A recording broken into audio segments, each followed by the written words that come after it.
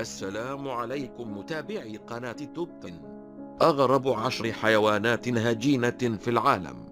في وقتنا الحالي هنالك عدد كبير من الحيوانات المهجنة، ورغم رفض البعض لتطبيق هذه الفكرة على الحيوانات والتشكيك في القيام بها مستقبلا على البشر، لكن ذلك لم يمنع العلماء من إتمام مشروعاتهم وتطويرها. تابعوا معنا الآن لتتعرفوا على أغرب 10 حيوانات هجينة في العالم. في المرتبة العاشرة، وولفين.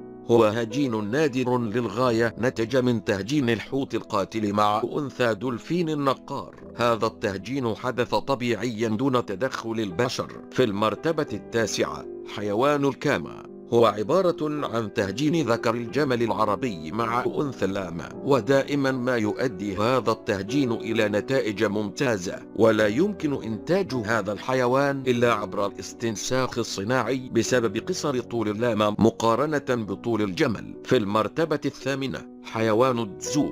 ينتج حيوان الدزو من تهجين ثور الياك مع البقرة، وفي حين تعطي أنثى هذا الحيوان لبنا أكثر من البقرة العادية، إلا أن الذكر يعاني من العقم. في المرتبة السابعة، قط السفانة. هذا النوع من القطط ناتج عن تزاوج قط منزلي عادي مع شبل إفريقي. من مميزاتها أنها لا تخاف من الكلاب، كما أن جلدها يتوفر على بقع لونها يعتمد على لون الأم، حيث يمكن أن تكون سوداء أو بيضاء. في المرتبة السادسة، زيبرويد. هذا الحيوان ناتج عن تزاوج ذكر الحمار الوحشي مع أنثى حمار عادي. في المرتبة الخامسة، زونكي. ينتج عن تزاوج أنثى الحمار الوحشي بذكر الحمار العادي، وقد ولد حمار من هذا النوع في حديقة رينوسا بشمال المكسيك، ووفقا للمسؤولين فيها فإنه أتى بصورة طبيعية دون تدخل البشر. في المرتبة الرابعة، زورس.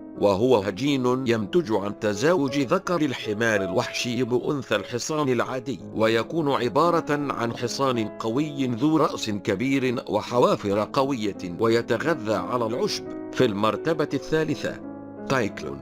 هو حيوان ينتج عن تزاوج ذكر النمر مع أنثى الأسد. في المرتبة الثانية، ليبرد.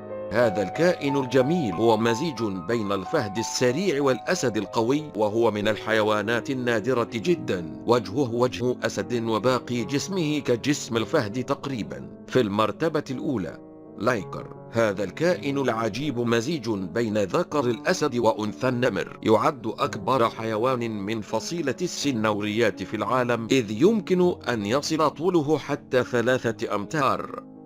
إذا أعجبك هذا الفيديو لا تنسى أن تضغط زر اشتراك أو سبسكرايب أسفل الفيديو.